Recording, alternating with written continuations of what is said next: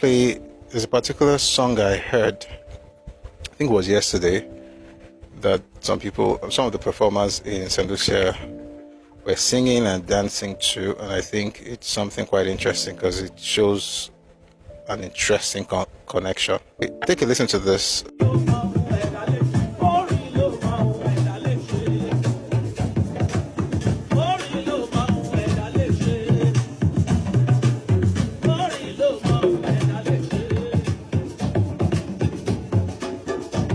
Orí ló mọ ẹ̀dá lè ṣe. Orí ló mọ ohun ẹ̀dá lè ṣe. Nobody has to tell you what that language is. And they are the people. It's not Nigerian troop traveling there to sing. Orí ló mọ ẹ̀dá lè ṣe. But let me read something to you. It's from a book by Manfred Kempser.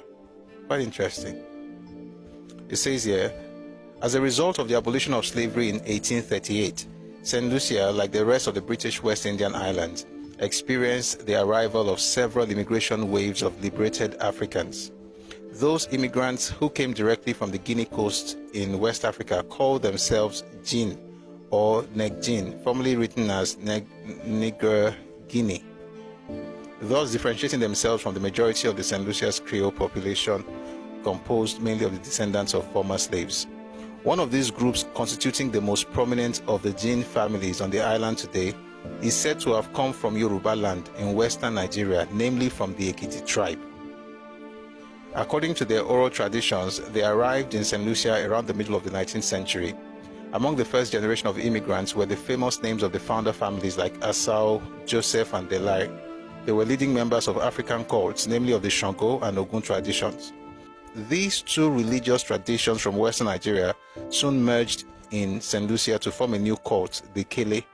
It is remarkable to note that whereas most other religious cults in Afro-America have undergone syncretistic influences, mainly with the Catholic religion, the development which brought the Kele in St. Lucia into existence could rather be termed as a syncretism between different African traditions. All right, so it says again, one second. It says, according to Simmons, the Kele ceremony, the most exotic tradition of the island, began in St. Lucia in about 1867, shortly after the arrival of families from western Nigeria of the Èkìtì tribe, 30 years after the abolition of slavery. You see, when I'm looking for pan anything, that's pan something. And by the way, I would even easily do Pan-African with folks in America, in Caribbean, as long as they understand that they are Yoruba land, than all these people that are shouting Pan-African in Nigeria, because those ones are trying to use the idea of Pan-Africanism to take something that doesn't belong to them. But just know that we always say this, Yoruba, we are not limited to this part of, we're not even limited to Nigeria. In Nigeria, we are in 10 states. We've talked about this before. We're in Oyo, Osun, Ogun, Ondo, Lagos, and Èkìtì. We are also in Kwara, right? 12 local governments of the 16. We are in Kogi. We're a third of Kogi State, the Okun people. We're in Delta. We're in Edo. But apart from here, we're in Benin Republic. We're in Togo. We're in Ghana. We're in Gambia. We're in Sierra Leone. Where, of course, we have our people in different parts that were taken as slaves, but thank God they still maintain their identity, whether it's in Cuba or in Brazil. And now you're discovering St. Lucia. There's some of them in Venezuela as well, and some in North America. Just to tell you that if anybody is speaking against, St. Lucia, it shouldn't be you, Yoruba people. So they, anytime I think about those people, folks in diaspora, again, my Chinese skinny usually comes in. I think of China and Singapore.